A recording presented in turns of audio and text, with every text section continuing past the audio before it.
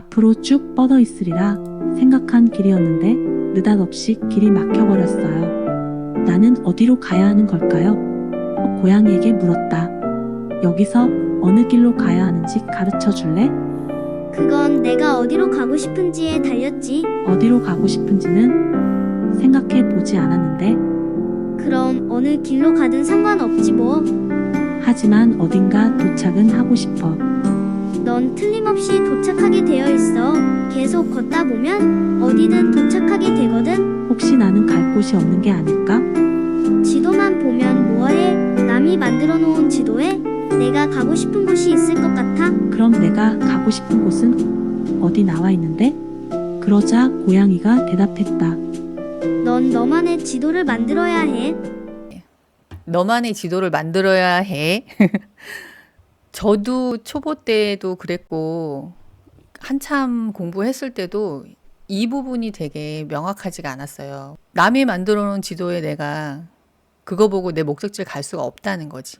나만의 지도가 필요한 거예요. 그래서 어디로 가야 하는지 우리가 분명히 알아야 되는데 그 부분에 대해서 한 번 다시 짚고 넘어가 볼게요.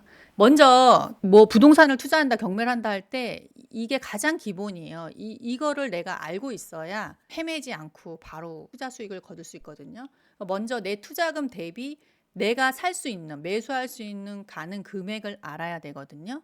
그래서 제가 간단하게 표로 말씀을 드려볼게요. 여기 보면 세 가지의 경우가 있죠. 내가 한 1,000만 원 정도 있어. 나는 한 3, 4천 있어. 나는 뭐 한 7, 8천 있네. 뭐 이런 경우가 있으실 겁니다. 그러면 여기에 이제 감정가라고 하죠. 부동산 감정가. 얼마의 가치를 감정평가사가 먹인 거예요. 그리고 최저가는 이게 유찰됐다 그러죠. 한 번 떨어질 때마다 70%나 80% 이렇게 떨어지거든요. 그럼 이렇게 요 정도 금액이 떨어져요. 근데 제가 이제 가정을 한 거예요. 낙찰을 똑같이 70%에 받았다고 이제 우리가 가정을 하면 대출을 80%뭐 70%될 수도 있고 개인마다 그건 조금씩 다릅니다. 근데 우리가 일반적으로 80%를 받을 수 있는데 그러면 내가 만약에 한 3천, 4천이 있어. 그러면 내가 한 1억 7천 정도 살 수 있는 거예요. 레버리지 80% 하면 이해되시죠? 4천만 원 있어요. 내가 살 수 있는 금액은 한 1억 7천 정도 되는 거야. 아까 4배에서 5배 정도 된다고 보시면 돼요. 그거는 이제 내가 대출을 많이 받을 수도 있고 적게 받을 수도 있으니까 그 차이점이 좀 있습니다. 근데 그럼 감정가에서는 결국은 내가 2억 4천 정도 되는 거를 떨어지는 걸 우린 싸게 사야 되니까 어바웃으로 이렇게 보시면 돼요. 내 투자금의 4배에서 5배 정도 되는 걸 내가 경매로 살 수 있네 이렇게 보시면 돼요. 이제 여기에서 조건이 이거죠. 80% 내가 대출을 받을 수 있다는. 일단은 요거를 기본으로 갖고 가셔야 되고 이런 거 있어요. 조금씩 주택 유무나 개인 뭐 수입이나 이런 거에 따라 조금씩 달라요. 근데 참고하시면 될 것 같아요. 그 다음에 이제 우리가 이런 목표를 가져야 되는데 투자금은 있는데 각각 다 상황이 다르잖아요. 나는 빨리 단기 매도해서 종잣돈을 마련해야 되는 사람이 있고 나는 월세 수익이 필요한 사람이 있고 아니면 난 장기적으로 가져가서 시세 차익을 낼 사람이 있고 각각 다 다르기 때문에 한번 요 로드맵을 제가 나름 그냥 쉽게 한번 표현을 해봤는데 자 나는 어디에 해당하는지 한번 보세요. 나는 이런 부동산 투자를 원하는데 나는 집이 있다. 유주택자가 있을 거 아니에요. 그쵸? 무주택자도 있고 그러면 나는 집이 있으면 나는 네로 가야겠죠. 그쵸? 나는 집이 없어요. 그러면 아니요로 가는 거예요. 나는 다주택자가 되려고 해. 임사자로 묶을 수도 있고 여러 가지 방법이 있죠. 그냥 다주택자로 가서 할 수도 있고 그리고 또는 단기 매도로 내가 종잣돈 늘리는 투자를 하고 싶어 나는 아니면 나는 난 좀 상급지로 갈아타는 주택을 난 하고 싶어라고 하시는 분 분명히 있을 거예요. 그러면 여기에 나는 내가 해당되고 나는 집이 없다 그러면은 나는 주거용에 투자하고 싶을 수도 있잖아요. 그럼 여기에서 이렇게 이제 로드를 가는 거예요.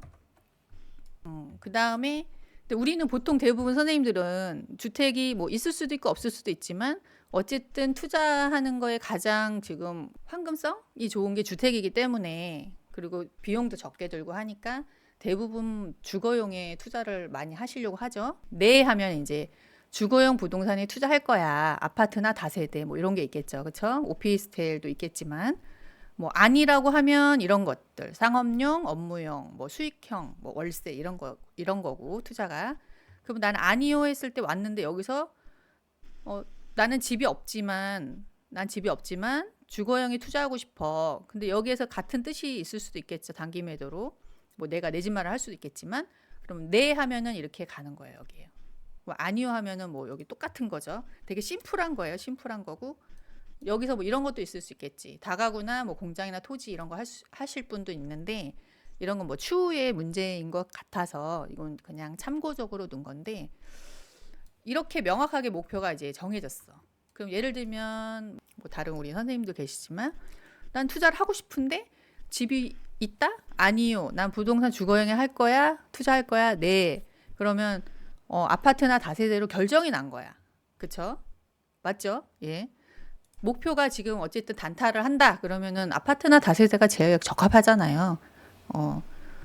쉽고. 그러면 내가 투자금이 뭐 5천, 6천이 있다. 그리고 난 주거용 아파트나 다세대 할 거야. 뭐 지방이든 수도권이든 어쨌든 다세대 아파트 할 거야. 하면 이제 된 거예요. 이게 이제 내 예산도 있고 나는 주거용 아파트나 다세대 할 거야. 그럼 이제 목표도 정해졌어요. 그러면 이제 아까 우리 민서님이 얘기하신 것처럼 도대체 어떤 거를 해야 될지 모르겠는 거야. 그쵸? 그리고 여기에서도 또 제가 만들려고 했는데 좀 헷갈릴 것 같아서 어느 지역에 하면 좋을까? 뭐 이런 것도 또 궁금할 거야. 근데 그거는 추후에 나중에 한번 하는 걸로 하고 오늘은 예산과 목표에 대해서 내가 그러면 나는 우리가 다세대 파트니까 오늘 다세대 빌라를 하는 거를 말씀을 드릴게요.